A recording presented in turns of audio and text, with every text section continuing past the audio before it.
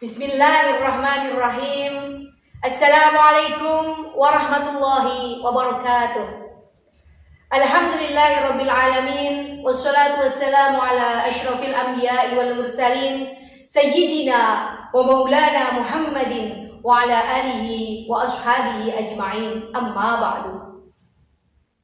Para dewan juri yang saya muliakan, pengurus pimpinan cabang Fatayat Nahdlatul Ulama Kabupaten Rembang yang saya hormati, pimpinan anak cabang Fatayat Nahdlatul Ulama secabang Rembang yang saya banggakan, pemirsa virtual dimanapun Anda berada yang dirahmati Allah.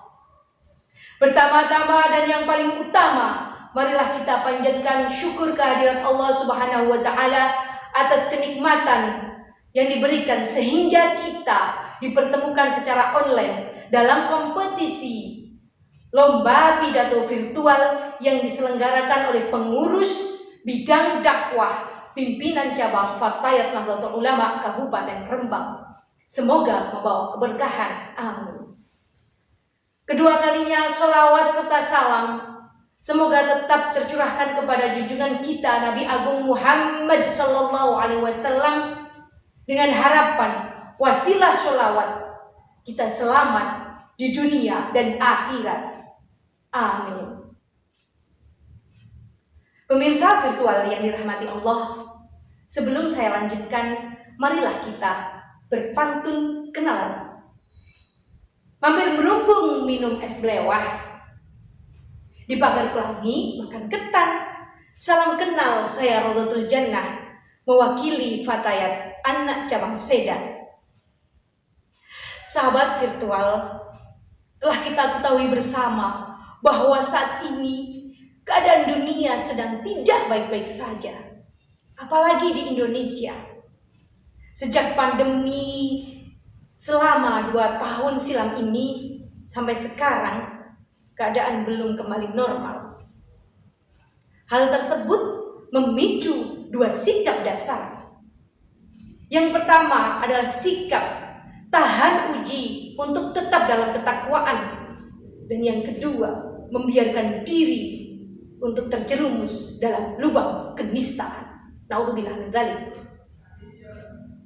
Pemirsa virtual, marilah kita sejenak pada bulan Rabiul Awal ini muhasabah diri, diawali dengan menyimak histori dalam sebuah hadis. An Abi Qatadah anna Rasulullah sallallahu alaihi wasallam su'ila an siyami yaumal itsnaini faqala fihi wulidtu wa fihi unzila alaihi, ruwahul Muslim.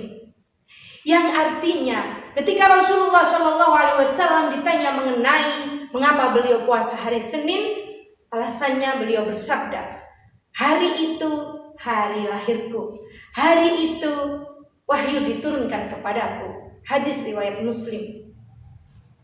Rasulullah mensyukuri dan memperingati hari lahirnya dengan cara berpuasa. Kita sebagai umatnya tidak salah apabila menapak tilas memperingati hari lahirnya dengan tetap berpuasa di hari Senin dan menambahnya menyambut kedatangan bulan kelahiran Rasulullah Shallallahu Alaihi Wasallam dengan memeriahkannya, mensyukurinya sebagai wujud syukur kita karena kita telah hidup pada zaman Rasulullah, pada zaman Rasulullah sebagai nabi kita.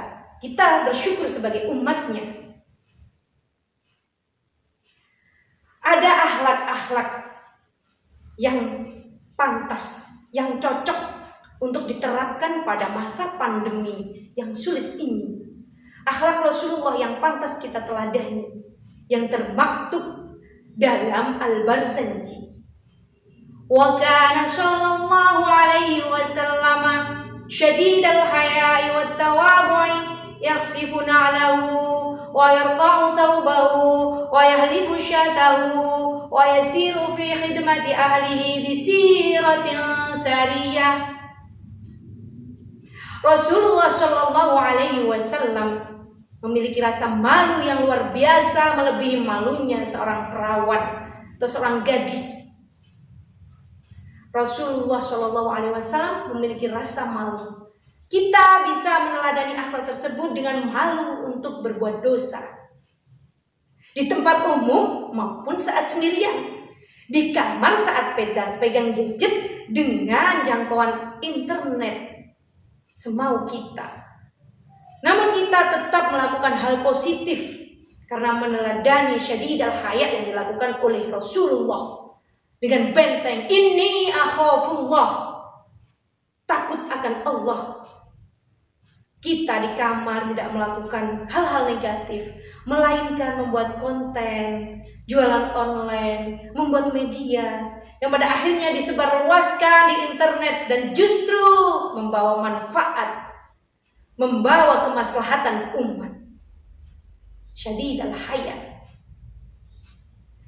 Yang selanjutnya, Nabi merupakan orang yang tawadhu sehingga tidak segan untuk menjahit sandalnya yang putus, menambal pakaiannya yang rusak, dan memerah kambing untuk diambil susunya. Rasulullah Shallallahu Alaihi Wasallam dengan derajatnya sebagai Rasul dan Nabi tidak sedikit pun menurunkan derajat tersebut dengan melakukan hal-hal yang sederhana. Justru hal sederhana itu menjadikan sesuatu yang keren, menjadikan sesuatu yang hebat, dan mengangkat derajat ketakwaan di hadapan Allah Subhanahu wa Ta'ala. Kita dapat meneladaninya dengan melakukan hal-hal sederhana. Apabila menjahit sandal itu merupakan sesuatu hal yang sangat rumit, maka kita bisa mendekatkannya dengan cara yang biasanya kita saat kondisi normal berbelanja barang-barang mewah, kita bisa melakukan hal-hal sederhana. Beli barang sederhana dan kita pakai. Tidak memaksakan diri untuk tetap membeli barang mewah, namun kita tertekan, tidak sesuai dengan kemampuan kita. Untuk apa sih kita membeli hal-hal yang di luar jangkauan kita? Itu menyebabkan kita sakit. Kalau kita mempunyai sandal jepit, ya sudah, tidak usah membeli sandal branded. Kalau kita bisa membuat kopi sendiri, mengapa kita harus menyuruh ibu kita, menyuruh asisten kita, menyuruh orang lain? Kita bisa membuat sendiri. Rasulullah bahkan memerah susu kambing sendiri. Selanjutnya Rasulullah juga melakukan pelayanan terbaik untuk keluarganya yang membutuhkan, termasuk istri-istrinya. Kita juga bisa meneladaninya dengan cara menyayangi dengan tulus, memberi kasih sayang kepada adik-adik kita, menghormati kedua orang kita, memberikan ketenangan kepada hati orang tua kita, keluarga kita. Apabila terkendala dengan social distancing, kita bisa memanfaatkan sosial media. Kita bisa menyapa keluarga kita yang ada di jauh sana dengan cara berkabar melalui sosial media yang sekarang bisa kita akses di mana saja. Sahabat virtual rahimakumullah, izinkan saya merangkum apa yang saya sampaikan pada hari ini.